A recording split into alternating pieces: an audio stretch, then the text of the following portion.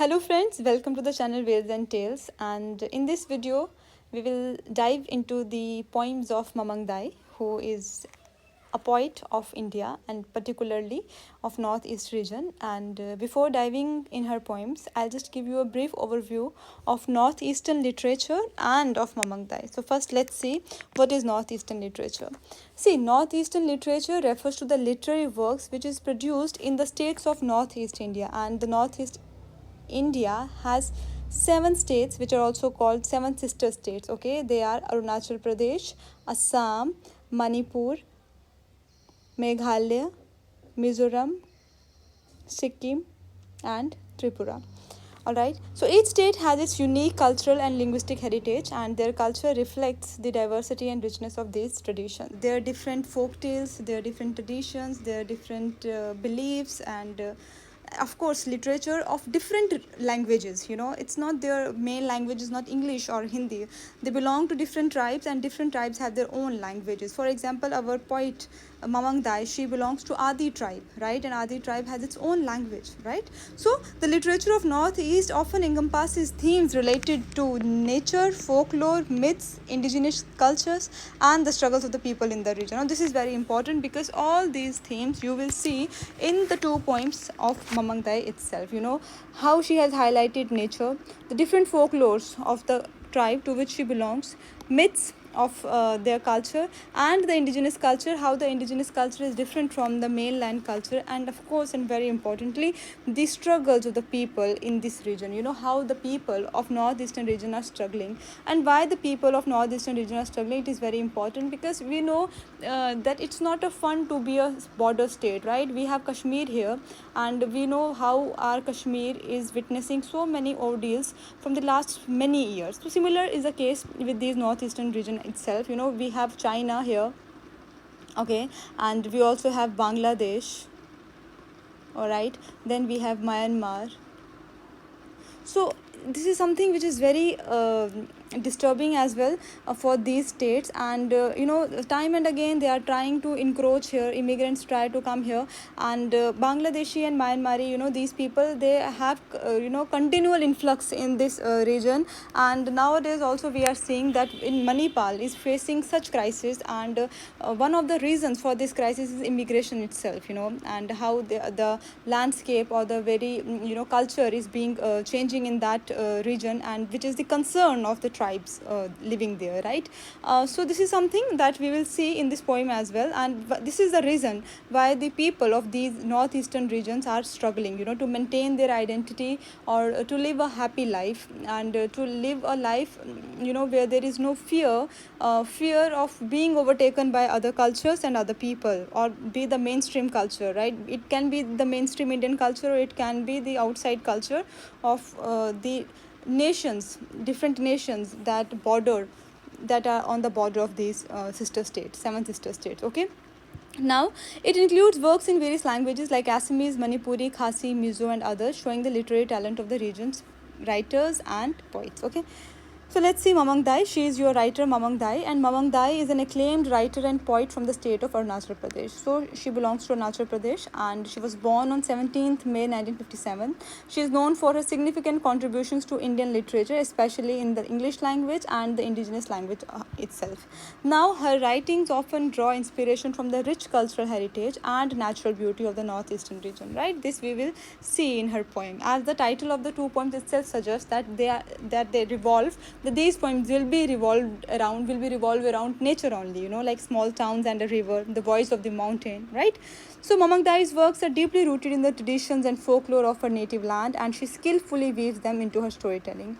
Now, some of her notable works include The Legends of Pensem, and it is this novel, The Legends of Pensem, that has won her many accolades also, and it was her first work, and it is a novel that delves into the lives of the Adi tribe of Arunachal Pradesh. And Stupid Cupid is a collection of her poems.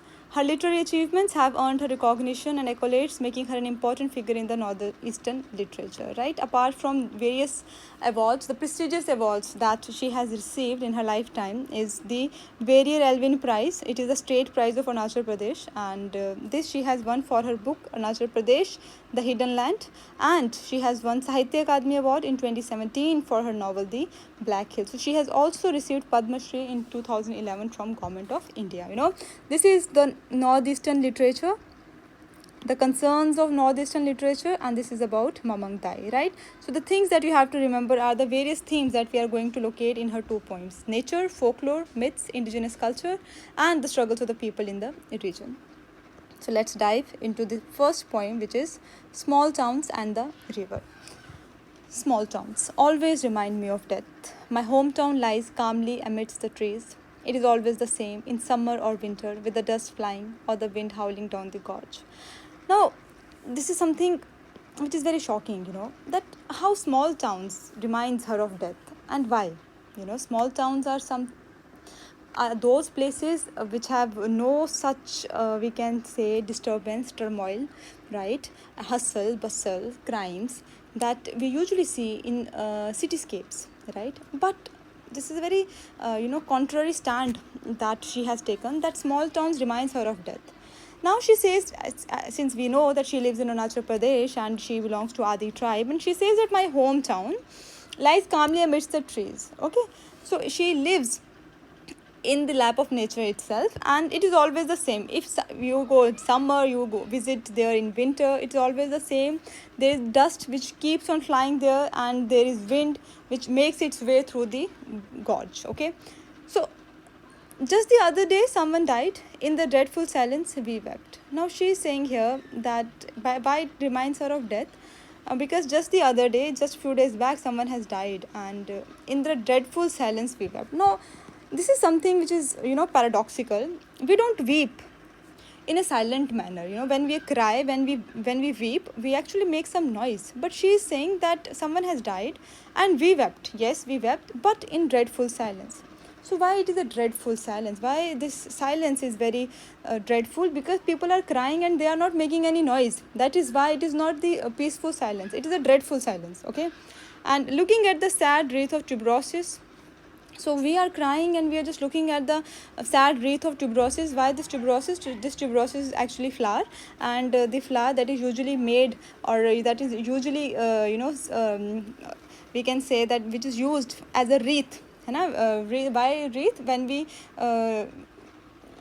When we offer the flowers to the dead body, so this is what she is referring to. She's saying that we are just looking at the nature, or we're just looking at the flowers that we have just made the wreath of it, and which we are going to put on the dead body. And she's saying that life and death, only the rituals are permanent. So this is again an oxymoron, that life and death, there are two things which are going parallelly, and these are two distinct things. But this is something which is happening in my town, that yes, someday someone is born and other day someone is dying, and this is something which is very, which is inevitable, and only the rituals are permanent. Yes, someone is born today and the other person is dying. So this is something, the life and death is temporary, because death is not permanent, neither life is permanent, because today some person is born and other day the person is dying, right? So what is permanent? Yes, the rituals are permanent. The rituals that we are performing, whether when someone borns or whether when someone dies, that rituals are permanent, right? So here she is telling us the transitoriness of human life, right? And of course the permanence of rituals. Now she is saying that the river has a soul. Okay, personification. The river has a soul, just like human beings. The river has a soul. In the summer, it cuts through the land like a torrent of grief. Sometimes I think it holds its breath, seeking a land of fish and stars. She says here, Mamang Dai, very beautifully, that in the summer, when we see that during monsoons also, these river bodies, these water bodies, they cut through the land. They make their way through the land, and like a torrent of grief, and they are sad. because when they are making their way through the land, when they're cutting through the land, what they do, they actually destroy the things that comes their way. So that's why it seems to me like they are that like this river is like a torrent of grief when it cuts the land. And she says that sometimes I think it holds its breath. Again, she's personifying it. She's saying that sometimes it just holds its breath and it wants to seek to the land of fish and stars. See, for me, what she wants to say here, that the river, why the river is making its way through the land, because the river has its aim, has its destination, that it has to fall in the sea, right?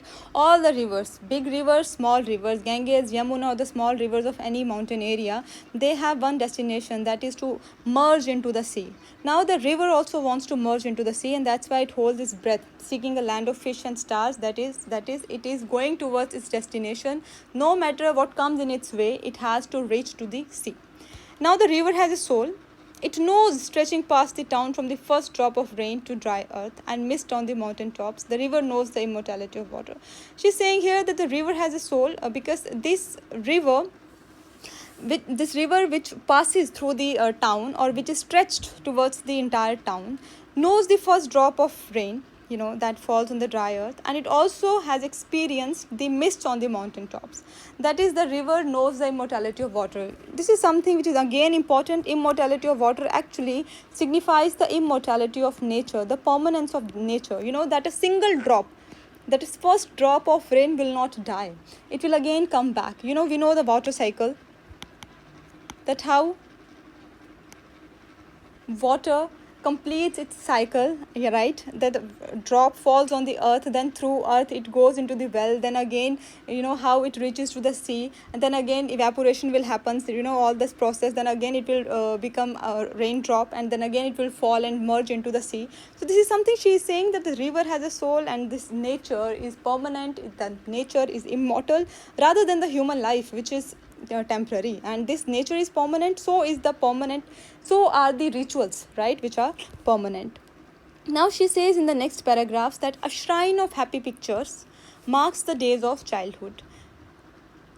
Small towns grow with anxiety for the future. So she says that when I see my childhood, now when I see the days that have passed, there are shrine of happy pictures, right? So things were good.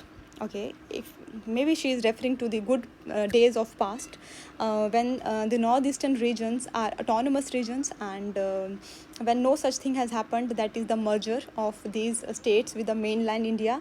Or maybe she is alluding to that good past, when northeastern region has no dangers from the other nations like China and Bangladesh and Myanmar, right? Then the northeastern states are living to the fullest without any danger, right? So that's why she's saying that these are the happy days of childhood, and I can imagine them, I can picture them, I can visualize them. But small towns grow with anxiety for the future. Yes, my childhood days were happy, but now small towns, now we are very anxious about our future. And then she says the dead are placed pointing west. This is one of their rituals that she is referring to here, that what they do, that they place their dead towards the west. And why they do so? Because when the soul rises, according to their folk tale, that they actually believe in, that when the soul rises, it will walk into the golden east, into the house of the sun. So that is why they should place the dead towards the west, so that the soul will make its way to the house of the sun. Okay, after saying this, she says that in the cool bamboo restored in sunlight, life matters like this. Like the cold bamboo, this coal bamboo which are restored in sunlight, life matters like this. In the coal bamboo there is life, in the wood there is life, because this wood will be used again and again, and this wood has life. Similarly, there is life, although there is death here, but there is also life. Maybe she is referring here to the optimism, right? She is quite optimistic here, that yes, small towns reminds her of death, and yes, small towns grow with anxiety for the future, but there is one thing that they still remember, that the soul will go to the sun, and it has life. After death, things don't end, right?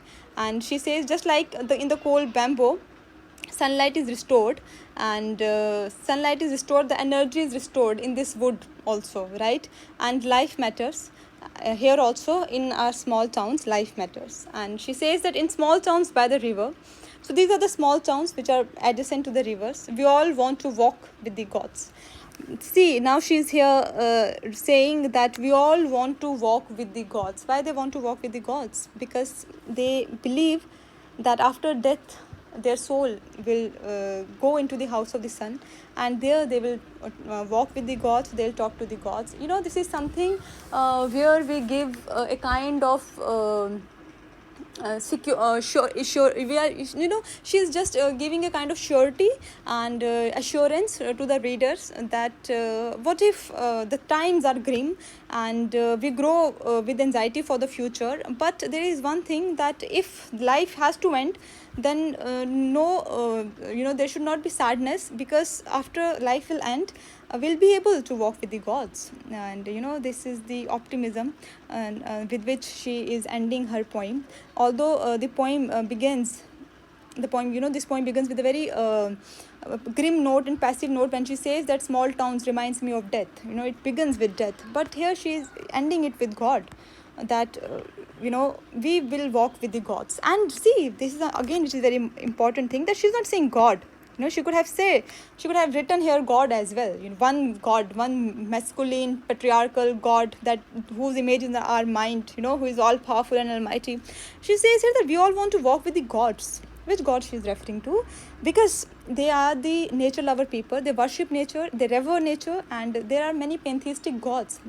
Sun God, moon God, gods of wood, gods of sea, right? Gods of wind. Like, you can go back to Greek mythology, when we have all those gods, Neptune, Jupiter, Hippocrates, right? So she is also saying that we'll walk with the gods that live in the nature only. Gods that live in the nature only. So this is about small towns and the river. A very beautiful and at the same time thought-provoking poem, that why she is anxious of her future, and why small towns reminds of her death. And we have just discussed as well, that the people of northeastern region are actually struggling, and this, that the Manipuri are struggling these days, and we all are oblivion to their sufferings, because we are so engrossed in our own life. And this is the function of post-colonial literatures and the two poems, to make you aware of the plight of the people, right? Although they live in the nature, these days it's very it's a trend, we all want to go to the mountains, right? And I'm mountain people, I'm a sea person, right? And we want to escape to the mountains, but see what the people are enduring there. It seems very beautiful to go there, and get ourselves clicked there. But what is the pain that these people are enduring? This we get to know only through their personal anecdotes, like this poetry that we are reading of Mamang, right? So the next poem is The Voice of the Mountain, and I think we will discuss it in the next video. Thank you so much.